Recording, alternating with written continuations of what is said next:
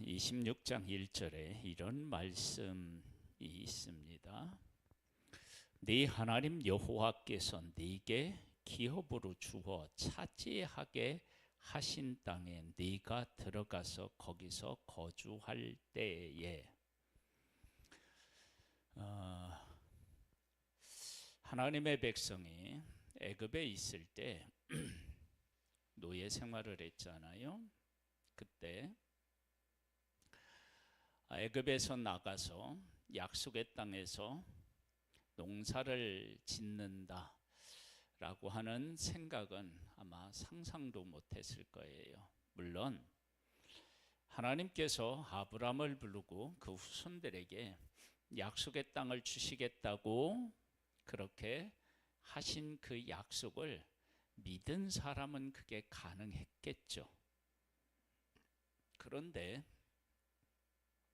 애굽에서 구원해 내시고 약속의 땅 광야를 지금 통과하고 있을 때 가데스바네에서 약속의 땅을 가서 보고 젖과 꿀이 흐르는 땅이라는 것을 확인하고도 그 땅에 대한 소망을 갖지 못했는데 애굽에 있을 때 그게 가능했을까 생각해 보면 그 앞뒤가 안 맞잖아요.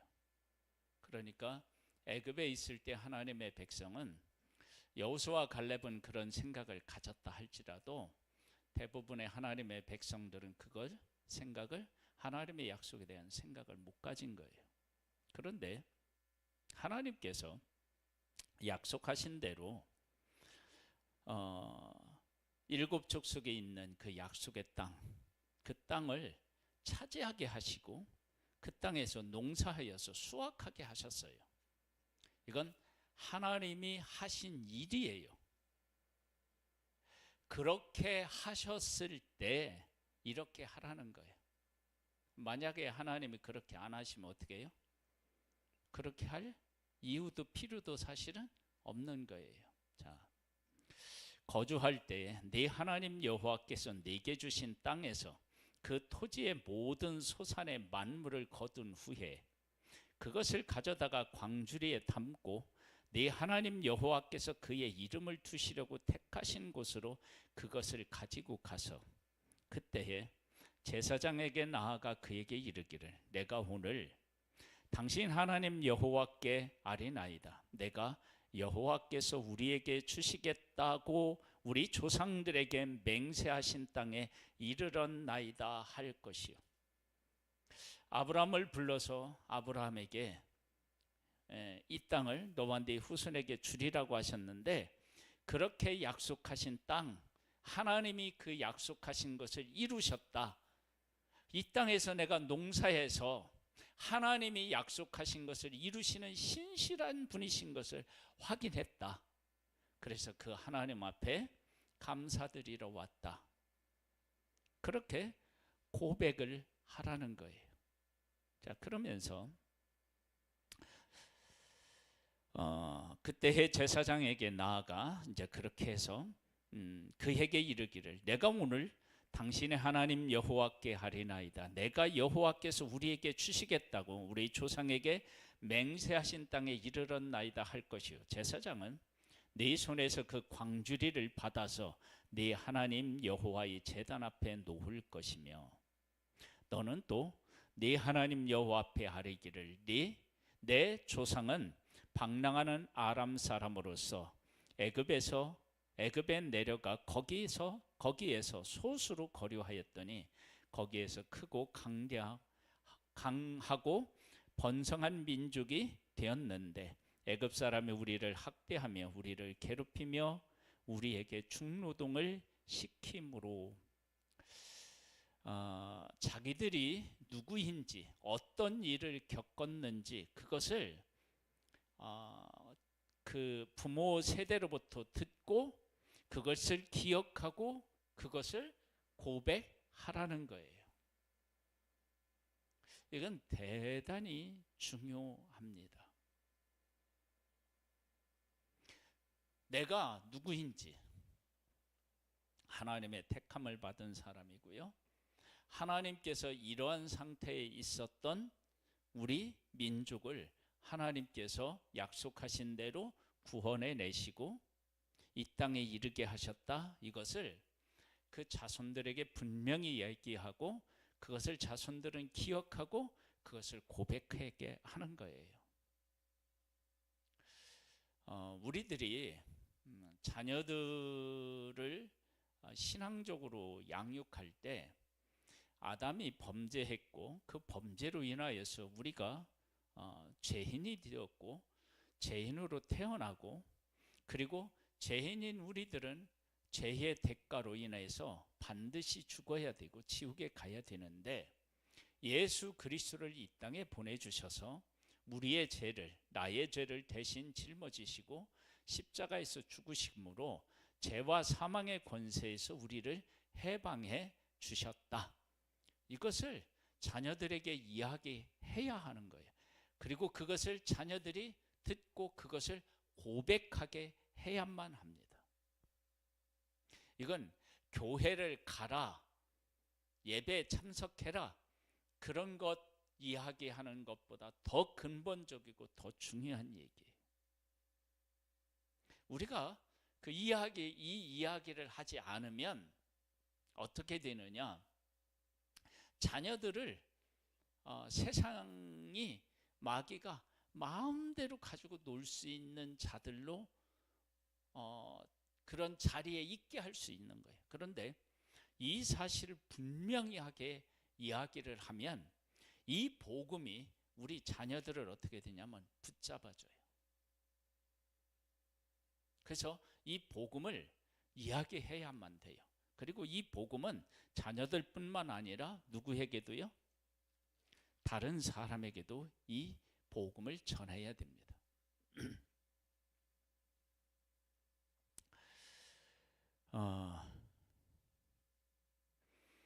7절이요. 우리가 우리 조상의 하나님 여호와께 부르짖었더니 여호와께서 우리의 음성을 들으시고 우리의 고통과 신고와 압제를 보시고 여호와께서 강한 손과 편팔과 큰 위험과 이적과 기사로 우리를 애굽에서 인도하여 내시고 이곳으로 인도하사 이 땅 곧 젖과 꿀이 흐르는 땅을 주셨나이다. 그 땅에서 부르짖었더니 들으시고 구원해 내셨대요. 하나님의 백성들이 하나님 앞에 부르짖을 때 하나님 우리를 구원해 주세요. 하나님의 약속대로 우리를 약속의 땅으로 이끌어 주세요. 그렇게 복음에 합당한 기도를 했을까? 그건 아닌 것 같아요.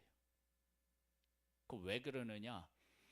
그렇게 하나님 앞에 기도했다고 하면 모세와 아론을 보내서 그들을 구원해낼 때 처음에는 이렇게 환영하지만 애굽 사람들이 막 집을 예전에는 주고 벽돌을 만들어서 성을 쌓으라고 했는데 이제 그 볏집도 주지 않고 만들려고 해서 더 힘들어지니까 우리 애굽 사람들 섬기겠다 하는데 왜 와가지고 우리를 더 힘들게 하느냐 그렇게 원망하는 모습을 보면 하나님의 백성이 부르짖은 것은 그 노역으로 인한 노동으로 인한 그것이 너무 힘드니까 하나님 앞에 부르짖는 거예요. 이러한 것들은 우리의 삶에서도 동일하게 나타나고요. 나중에 보면 하나님의 백성들이 사사시대에 보면 하나님 앞에 왜 부르짖어요? 주변의 그 민족들한테 족속들한테 점령당해가지고 고통을 너무 많이 겪으니까 그 고통을 견디지 못해서 부르짖는 모습을 보게 됩니다. 그러니까 우리들이 힘들고 어려울 때 하나님 앞에 기도하는 내용을 보면 육신적으로 너무 힘드니까 하나님 앞에 부르짖지 하나님의 구원, 하나님의 약속 이런 것들을 기억하고 그 약속이 우리 가운데 성취되기를 위해서 기도하는 경우는 그거 쉽지 않아요.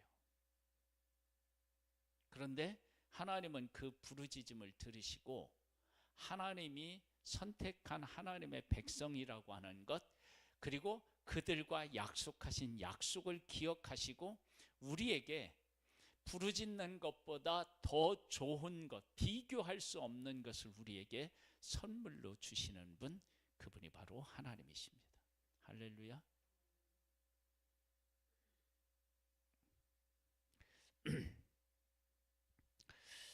이제 그렇게 하나님 앞에 이제 그 애굽에서 구원해낸 것을 고백하고요. 그러면서 인도해 내시고 이곳으로 인도하사 이 땅 곧 젖과 꿀이 흐르는 땅을 주셨나이다. 여호와여, 이제 내가 주께서 내게 주신 토지 소산의 만물을 가져왔나이다 하고, 너는 그것을 네 하나님 여호와 앞에 두고 네 하나님 여호와 앞에 경배할 것이며, 이 곡식을 다 거두고 하나님 앞에 와서 하나님을 경배하는 거예요. 이건 하나님의 은혜가 아니면 안 된다라고 하는 거예요. 참 이걸 깨달아 알고 하나님을 경배하는 그 자리에까지 가는 것이, 갈 수 있는 그 믿음을 갖는다라고 하는 것이 얼마나 소중한 일인지 몰라요. 이런 거와 같아요. 내가 하나님 앞에 이렇게 이제 봉사, 교회에서 봉사를 한다고 해봐요. 식당 봉사를든 청소 봉사든 뭐든지 좋아요. 우리가 이제 한다고 해요. 그런데 그걸 할 때 항상 기쁘고 감사할 수 없어요. 때로는 몸이 힘들고 아프기도 하고요. 경제적으로 어려울 수도 있고요. 바쁠 수도 있고요. 그래요. 그런데 그 일을 하고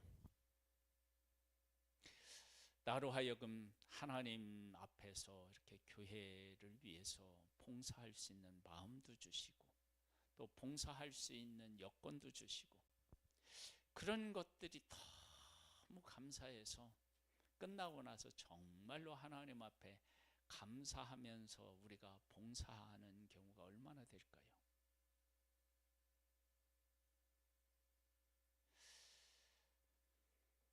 아프면 아파서 힘들다고 불평이 나오고요. 바쁜데 하라고 하면 바쁜데도 내가 해야 되느냐라고 하면서 불평이 우리 안에 있고요. 그렇죠? 그리고 다른 사람은 안 하는데 나만 매번 하면 왜 나만 해야지 하느냐라고 하는 생각을 가질 수도 있고요.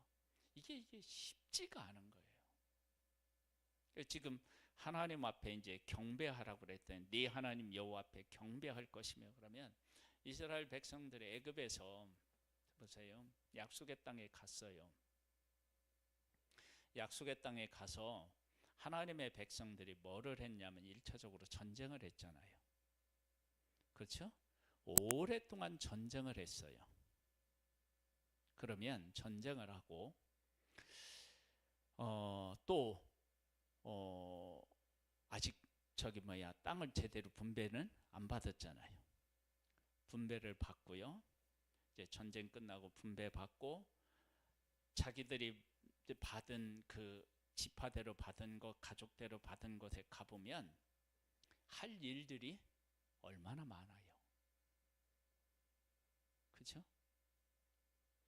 우리가 이사를 한다 하더라도 똑같은 집에 이사하래도 전에 살던 집은 장롱을 이쪽에 놨는데 나는 이쪽에 놓을 수 있고요. 다 다르잖아요. 놓는 게. 그리고 싱크대에다가 물건을 놓더라도 어떤 사람은 그릇을 이쪽에 놓지만 어떤 사람은 여기다 놓을 수도 있고, 다 이렇게 하면서 할 일들이 참 많은 거예요. 그리고 농사를 짓는데 하나님께서 농사를 잘 짓도록 이른 비와 늦은 비도 내리시고 이슬도 내려주시고 그래서 하겠지만, 그러나 이들이 해야 할 일들은 또 얼마나 많았겠어요. 왜냐하면 하나님의 백성들은 애굽에서 농사를 지었나요? 아니에요. 애굽에서 이스라엘 백성이 한 일이 뭐냐면 양치는 일이었어요. 그렇죠?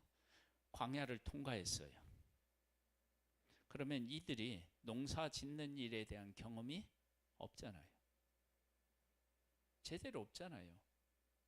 그리고 20세 이하였고 다시 태어난 사람들이니까 광야에서 태어난 사람들이 농사에 대해서 뭘 알아요? 그렇죠?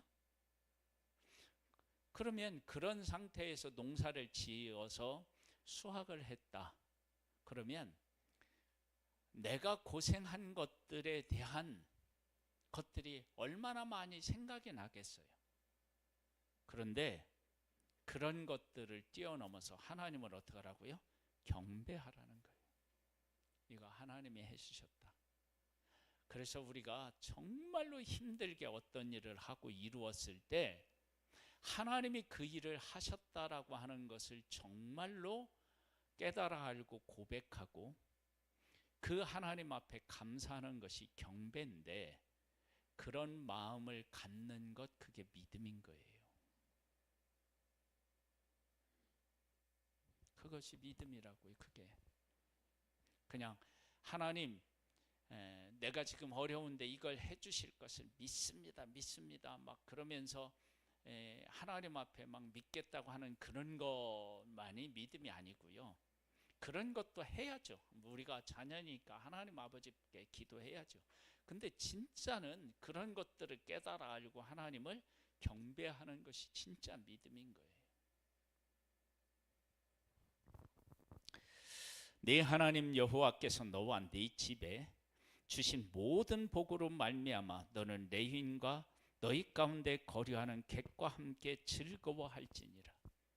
그래서 어떻게 해야 되느냐? 하나님 앞에 예배하고 어려운 사람들과 함께 즐거워하는 거예요.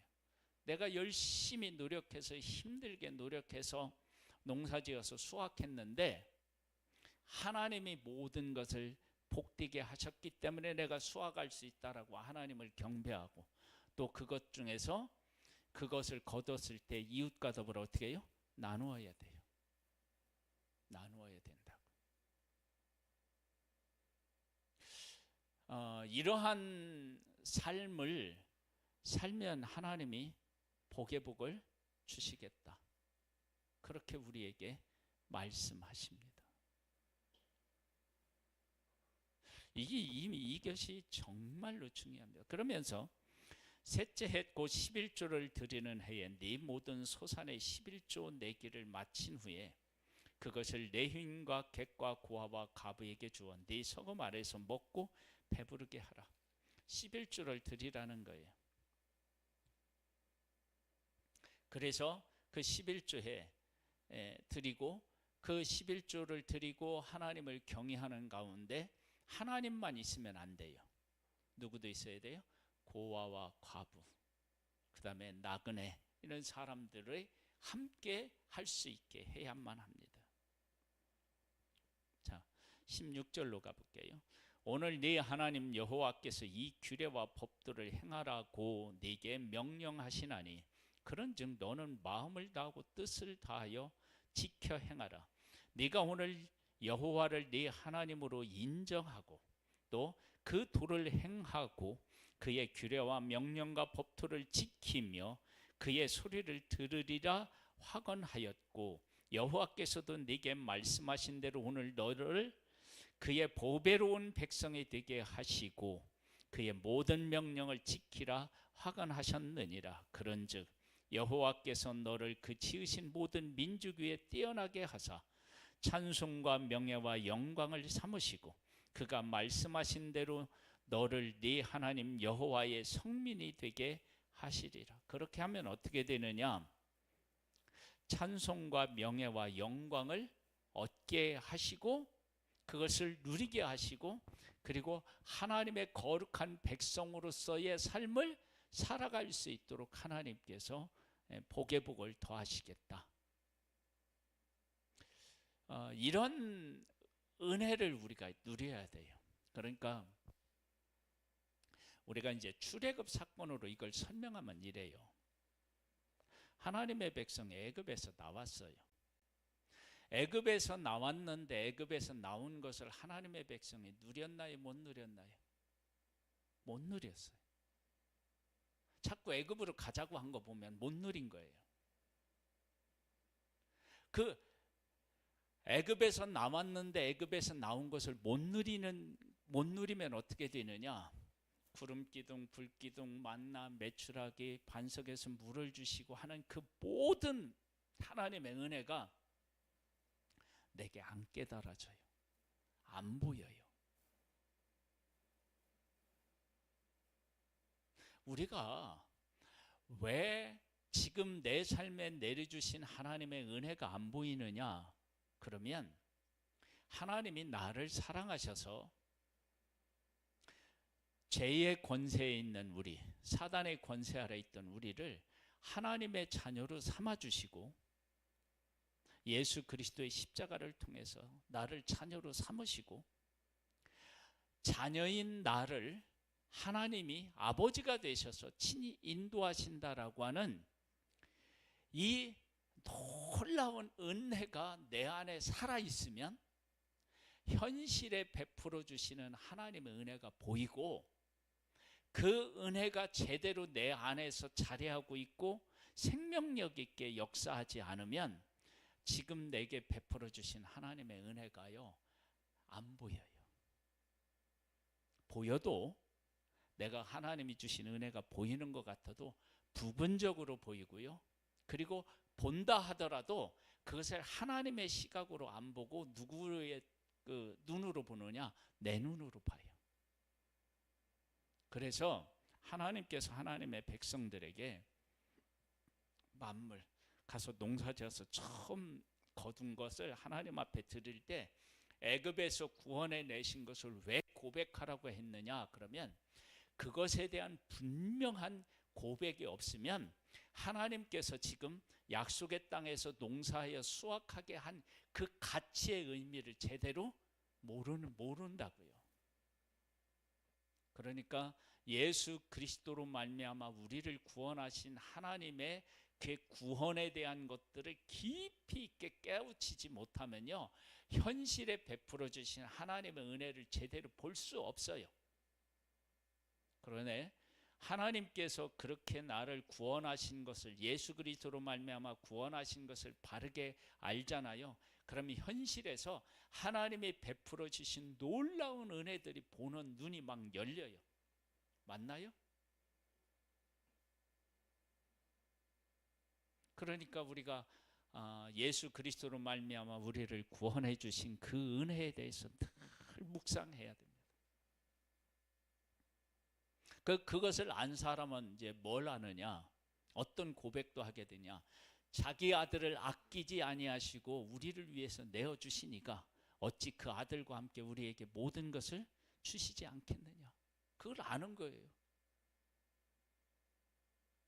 그래서 우리가 예수 그리스도로 말미암아 구원받은 이 사실을 깊이 있게 깨닫고 또 묵상하여 깨닫고 또 묵상하고 그러면 그것을 깨달은 만큼 현실에서 하나님이 나에게 베풀어 주신 은혜가 선명해지고요. 그 깊이와 넓이가 내 삶에서 베풀어 주시는 그 깊이와 넓이를 깨달아 알게 돼요. 그걸 깨달아 알면 어떻게 되느냐? 삶으로 하나님을 고백하는 그런 복을 누리게 돼요. 그런데 그걸 못 깨달아 하면요 우리의 삶이 바뀌지 않아요.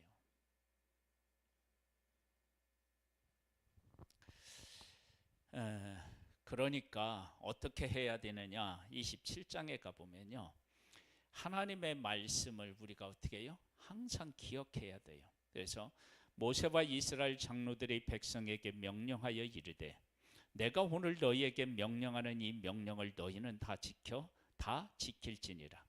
너희가 요단을 건너 네 하나님 여호와께서 네게 주시는 땅에 들어가는 날에 큰 돌들을 세우고 석회를 바르라.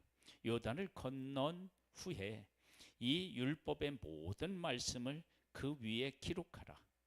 그리하면 네 하나님 여호와께서 네게 주시는 땅 곧 젖과 꿀이 흐르는 땅에 네가 들어가기를 네 조상들의 하나님 여호와께서 네게 말씀하신 대로 하시리라. 그래서 하나님의 말씀을 어떻게 해야 되느냐? 큰 돌에다 어떻게 해요? 석회를 바르고 분명하게 기록하라는 거예요. 그 말씀을 잊지 말라는 거예요. 잊지 말라. 하나님의 말씀을 잊지. 그러면 하나님의 말씀을 잊지 말라는 얘기는 그 하나님의 말씀을 기억하고 그 말씀대로 어떻게 해요? 살라는 거예요. 그리고 하나님 앞에 이제 그 말씀은 그렇게 기록하고 또 어떻게 해요? 다듬지 않은 돌로 제단을 쌓아서 하나님 앞에 어떻게 해요? 제사를 드리는 거예요.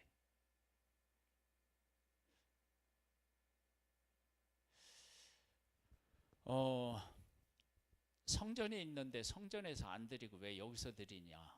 그러면요, 이런 걸 한번 생각해 보면 알 수 있어요. 사울이 그리고 이렇게 이제 전쟁에 나갔을 때 하나님 앞에 뭐를 하죠? 제사 드리죠. 그렇죠? 제사 드리잖아요. 그러니까 하나님 앞에 성전에 가서 드리는 제사가 있지만 삶에서 어떻게 해요? 어떤 일이 있을 때 드리는 제사들이 있는 거예요.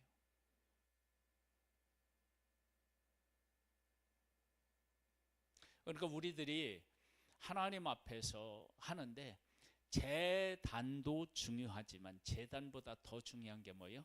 제사예요.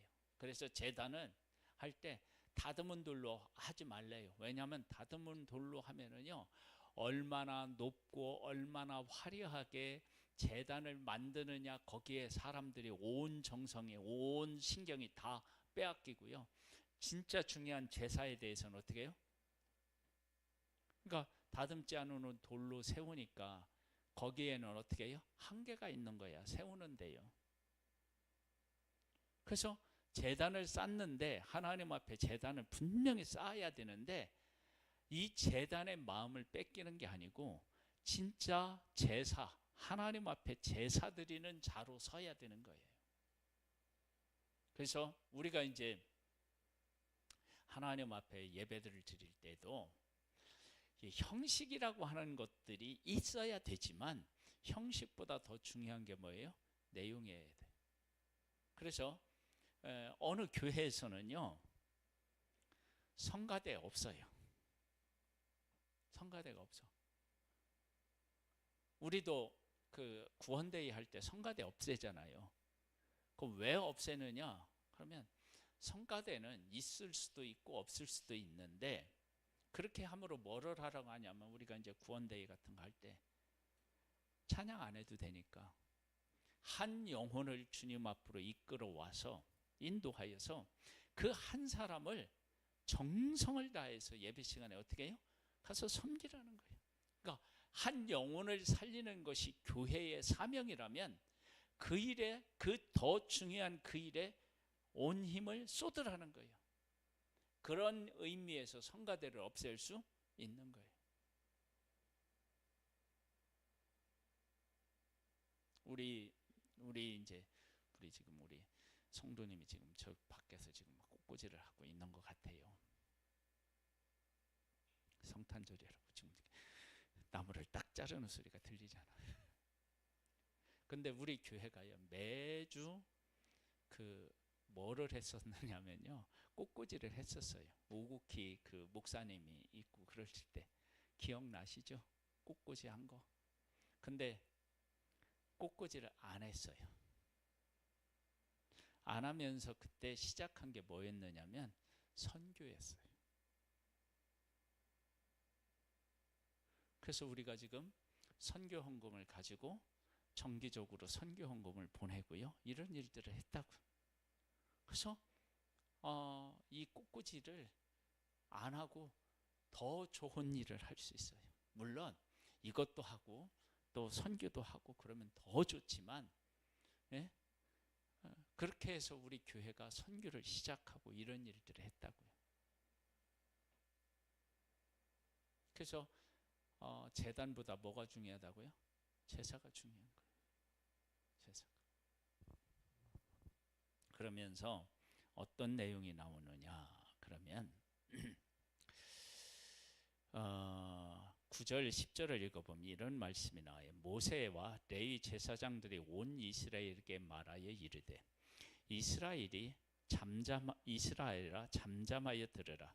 오늘 네가 네 하나님 여호와의 백성이 되었으니 그런즉 네 하나님 여호와의 말씀을 청종하여 내가 오늘 네게 명령하는 그 명령과 규례를 행할지니라.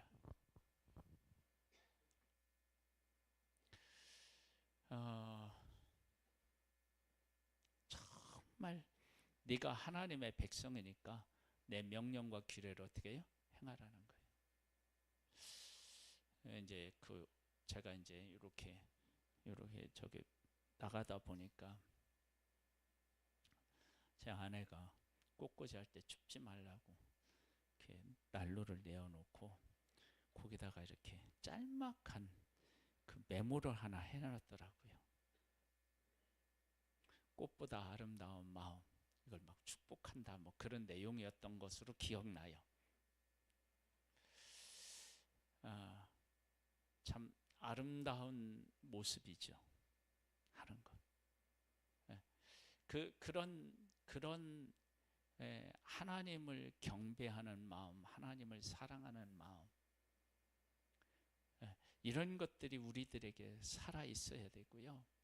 그리고 지금 여기 보면 하나님의 백성이니까 하나님의 백성으로서 말씀을 지키래요. 그리고 나서 뭐라고 하는 어떤 말이 나오냐면요. 그리심산에서 축복을 선언하고 그리고 에발산에서 저주를 선언하래요. 하나님의 말씀은요, 지키면 복이고 어기면 어떻게 해요? 저주예요.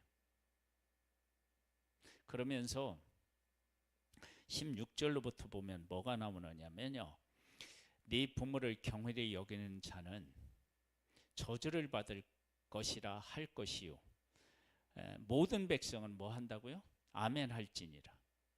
그 다음에 또 아멘 할지니라. 그 다음에 아멘 할지니라. 아멘 할지니라. 아멘 할지니라. 아멘 할지니라. 아멘 할지니라. 아멘 할지니라. 아멘 할지니라. 계속 반복돼요. 여러분, 하나님의 말씀은 아멘이에요. 하나님의 말씀은 우리가 이건 너무한데요, 이건 안 됩니다 하고 우리가 합의할 수 있는 내용이 아니에요. 하나님이 우리에게 말씀하신 것은 네, 맞습니다. 우리가 그렇게 살겠습니다. 그거 외에는 없어요.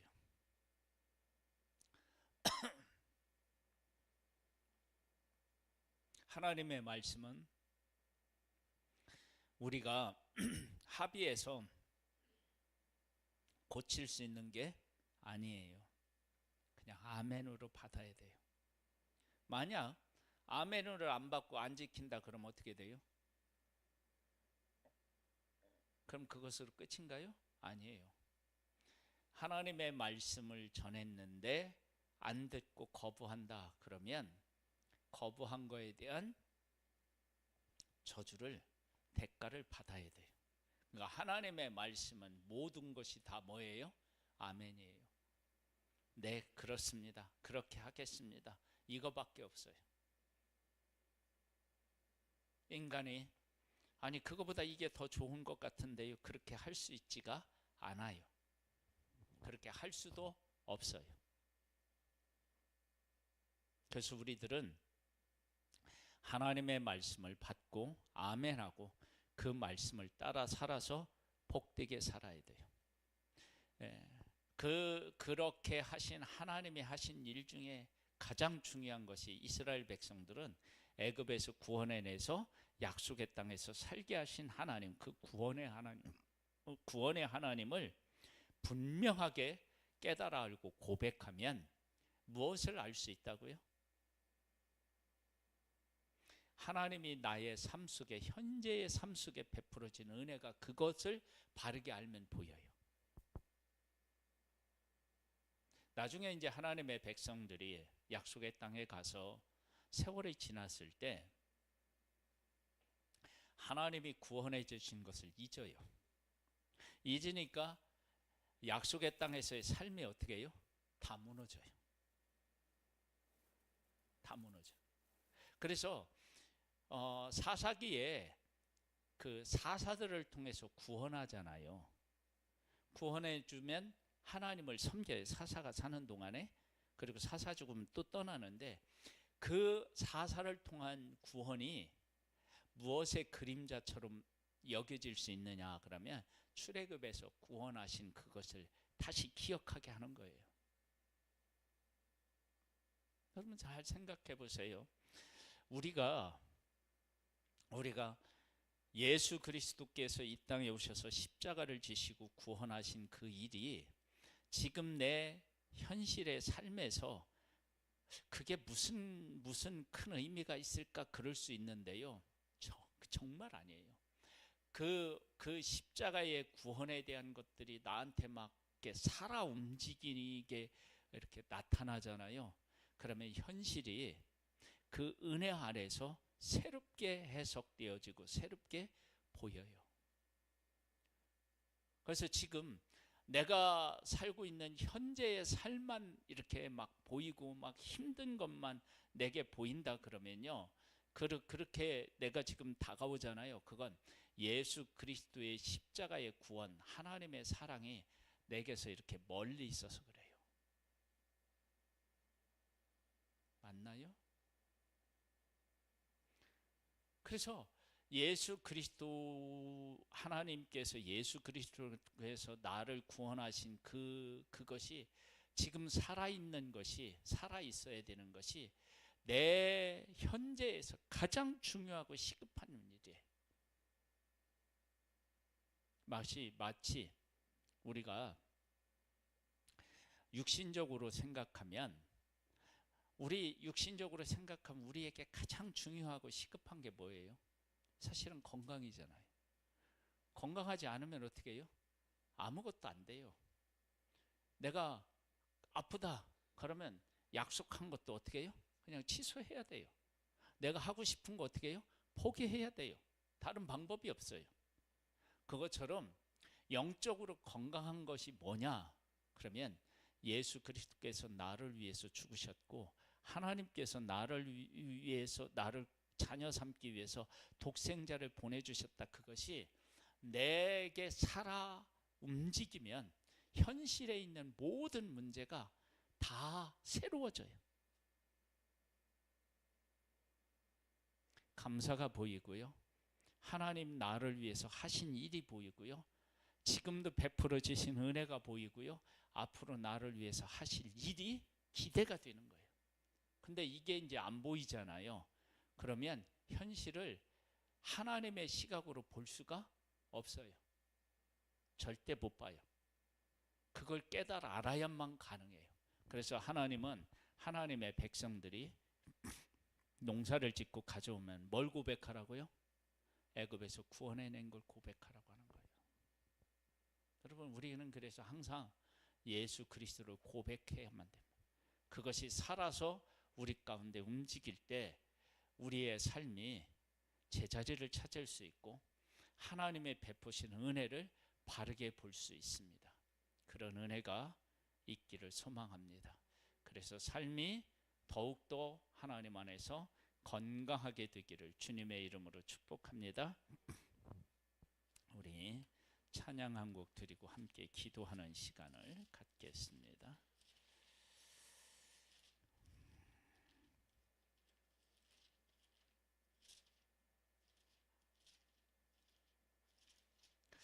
(125장입니다) 천사